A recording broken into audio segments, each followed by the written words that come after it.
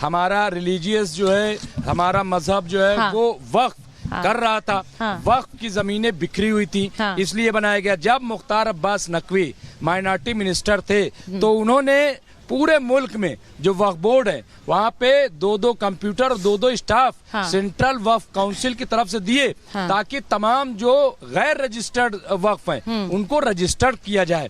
इसीलिए ये जो बता रहे हैं ना बहुत बढ़ गए, क्योंकि गैर रजिस्टर्ड। और ये किसने किया? मुख्तार अब्बास नकवी किसके मिनिस्टर थे? बीजेपी के। हाँ? उन्होंने ये काम किया।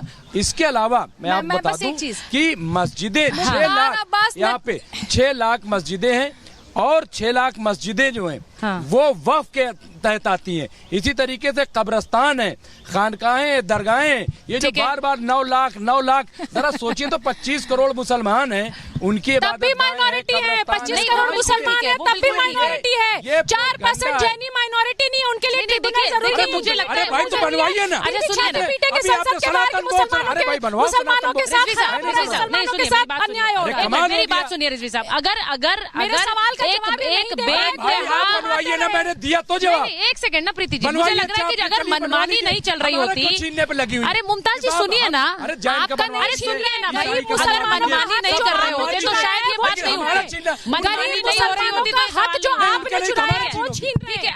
आप चिल्ला कर चीजें नहीं ठीक होती। मुमताज जी वो भी नहीं, तो मैं उनको भी बोल रही हूँ, आपको भी बोल रही हूँ। आप जो है आप खातून का सपोर्ट कर रहे हैं। अब यही तो आपकी समस्या है कि 2 महिलाएं जो ऐड हो रही है वक्त भर में, यही इनका दर्द है। महिलाओं वाली बात नहीं है, बात आराम से रखी जा सकती है, बात अपनी आराम से की जा सकती है। मुझे ऐसा लगता है कि हर चीज में चिल्लाकर जरूरी नहीं है बात को रखना मुमताज जी। और दूसरी बात ये है, अरे वाह, आपका बड़ा आहिस्ता है, वहां पे भी लोग हिल गए हैं उधर।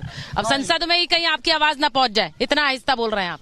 मैं जरा ये चीज बड़ी क्लैरिटी से, फिरोज साहब आप भी सुन रहे होंगे मुमताज जी को, भाई ये एक स्पेशल प्रिविलेज। देखिए इस देश में लोग सवाल यही उठा रहे हैं कि एक स्पेशल प्रिविलेज क्यों मिल रही है, एक ऐसी मनमानी की छूट क्यों मिल रही है कि हाथ रख दो और जमीन आपकी। इसी से तो ये पूरा ये संशोधन का मामला शुरू हुआ था, ये इससे शुरुआत हुई थी। उसके बाद जब पन्ने खुले फिरोज साहब, तो पता चला कि कैसे अलग अलग राज्यों में अलग अलग जगहों पर मनमानी चल रही थी और उस पर कोई सवाल नहीं है।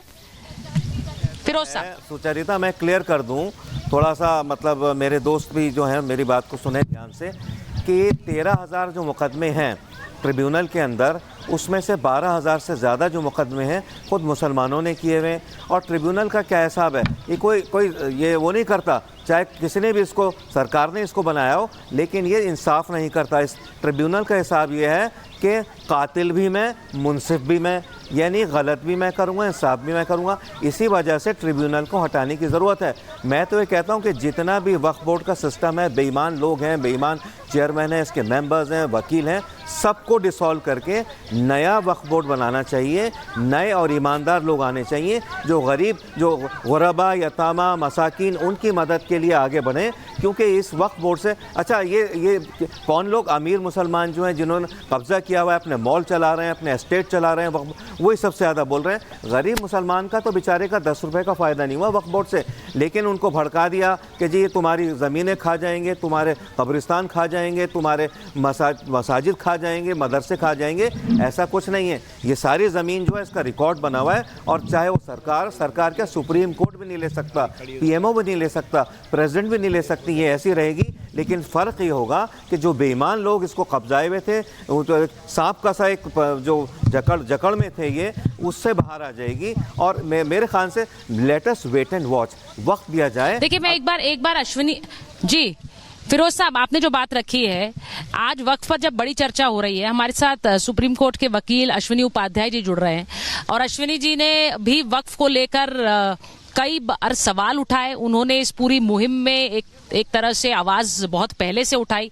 अश्विनी जी, आज जब वक्फ संशोधन बिल संसद में पेश हो रहा है, तो आपके इनिशियल थॉट्स क्या हैं इस पर? क्योंकि आज बहुत पहले से इसे लाने का एक एजेंडा इस सरकार ने बनाया था, उस पर आपने कई मामले रखे हैं, मेरे साथ आकर भी शो में भी आपने कई बार बातें रखी हैं। आज आपको क्या लग रहा है, ये कितना जरूरी है, जरा जनता को बताइए। सुचरिता जी, भारत न बाइबल से चलेगा, ना कुरान से, भारत चलेगा संविधान से। और ये मेरे हाथ में आपको भारत का संविधान दिख रहा होगा। संविधान का मतलब ही होता है संविधान, ऐसा विधान जो सबके लिए समान हो, उसको कहते हैं संविधान। वक्फ बोर्ड होना चाहिए, वक्फ ट्रिब्यूनल होना चाहिए कि नहीं होना चाहिए, इस पे 23 अगस्त 1948 को संविधान निर्माताओं ने लंबी चर्चा किया था। और जब बाद में कुछ लोगों ने बोला कि नहीं नहीं हम तो भारत में रहेंगे, हमको विशेष सुविधा चाहिए, तो सरदार पटेल साहब ने स्पष्ट कहा था मजहब के आधार पर विभाजन हो गया है, इसके बावजूद अगर भारत में जो लोग रहते हैं इनको कोई विशेष सुविधा चाहिए, वो तत्काल भारत छोड़ के चले जाए, उनको भारत में रहने की जरूरत नहीं है। हमारा ये कहना है कि जिसको अरबी में वक्फ कहते हैं, इसी को हिंदी में दान कहते हैं और इसको इंग्लिश में चैरिटी कहते हैं। क्रिश्चियन चैरिटी करते हैं, हिंदू दान करते हैं, मुस्लिम वक्फ करते हैं। अगर मुस्लिम्स के लिए वक्फ बोर्ड, वक्फ ट्रिब्यूनल होना चाहिए तो फिर तो क्रिश्चियन बोर्ड और क्रिश्चियन ट्रिब्यूनल भी हो, क्रिश्चियन चैरिटी बोर्ड और क्रिश्चियन चैरिटी ट्रिब्यूनल भी होना चाहिए।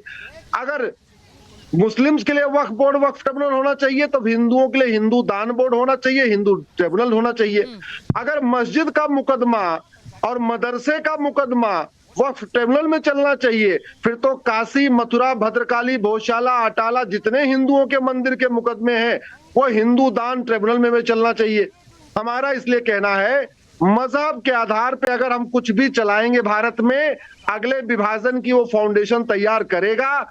जिसको मजहब के आधार पे कुछ लेने की आदत पड़ेगी वो हमेशा कुछ लेता रहेगा, और वो हुआ, मजहब के आधार पे विभाजन हुआ। पिछले 2500 साल में भारत के 25 टुकड़े हो गए। 1857 से लेके 1950 आते आते 7 टुकड़े हो चुके हैं। लेटेस्ट टुकड़ा हुआ था आपका देखिए 1947 में। मैं ये कह रहा हूं भारत के संविधान के किसी पन्ने पे मुझे अगर कोई वक्फ नाम का शब्द दिखा दे, WAQF शब्द दिखा दे, तो मैं कहूंगा भाई ठीक है वक्फ बोर्ड चलना चाहिए, वक्फ ट्रिब्यूनल चलना चाहिए। भारत का संविधान मजहब के आधार पे आयोग बनाने, मजहब के आधार पे मंत्रालय बनाने, मजहब के आधार पे बोर्ड और आप इस संशोधन को और इसमें जो बदलाव किए जा रहे हैं उसे आम लोगों से बहुत ज्यादा अच्छी तरह समझते हैं। तो जरा ये लोगों को बताइए, मैं आपसे सीधा पॉइंटेड सवाल पूछ रही हूँ, मजार, कोई भी मस्जिद, कोई भी मजार इस वक्त संशोधन बिल के आने के बाद क्या हटाई जा सकती है? क्योंकि जो मुसलमान आवाजें, जो संगठन बोल रहे हैं, मुमताज जी मेरे साथ खड़े हुए वो बोल रहे हैं, क्या ये एक ब्लेटेंट राइट मिल जाएगा सरकार को कि किसी भी मस्जिद को हटा सकती है सरकार? नहीं, ये तो जबरदस्ती गलत बयानी हो रही है। ये जो संशोधन आ रहा है वास्तव में ये केवल और केवल मुस्लिम्स के भले के लिए। जैसे 3 तलाक आया तो 3 तलाक से हिंदू, जैन, बौद्ध, सिख या बाकी लोगों को क्या फायदा हुआ? कुछ नहीं फायदा हुआ। फिर भी हिंदू, जैन, बौद्ध, सिख समर्थन कर रहे थे और मुस्लिम विरोध कर रहे थे। ऐसे ही ये जो वक्फ संशोधन कानून आया है इसमें केवल और केवल मुस्लिम्स का फायदा है। हिंदुओं को कोई फायदा नहीं, जैन को कोई फायदा नहीं, बौद्ध को कोई फायदा नहीं, सिख को कोई फायदा नहीं। भारत में सबसे ज्यादा दान करते हैं जैन, अग्रवाल, माहेश्वरी और मारवाड़ी। और आज भी जो जैन समाज के जो जैन मंदिर है या जैन धर्मशाला है या अग्रवाल धर्मशाला है या मारवाड़ी धर्मशाला है, उस पे अगर वक्फ बोर्ड दावा ठोकेगा तो आज भी उसका मुकदमा वक्फ ट्रिब्यूनल में भी चलेगा। तो हिंदू, जैन, बौद्ध, सिख को इस कानून से कोई फायदा नहीं। इस कानून से 100% फायदा मुस्लिम्स को है। दुर्भाग्य ये है जिसको फायदा है वो विरोध कर रहा है और जिसको 1 पैसे का फायदा नहीं है वो समर्थन कर रहा है। आपने मुझे लगता है बड़े स्पष्ट शब्दों में ये बात समझा दी है। जो सबसे ज्यादा दान कर रहे हैं और जो दान कर रहे हैं उनकी भी जमीन कई बार किस तरह से कब्जे पर कर ली जा रही है, उसको भी जरा मुझे लगता है बहुत बारीकी से समझने की जरूरत है। मैं एक बार काजल के पास जा रही हूँ, मेरी सहयोगी हैं, और काजल के पास जरा जा रही हूँ। काजल, जरा बताइए, संसद की कार्रवाई थोड़ी देर में चर्चा की तरफ बढ़ेगी क्योंकि संसद शुरू हो चुकी है, 12 बजे चर्चा शुरू होनी है। उससे पहले पॉलिटिकल रिएक्शन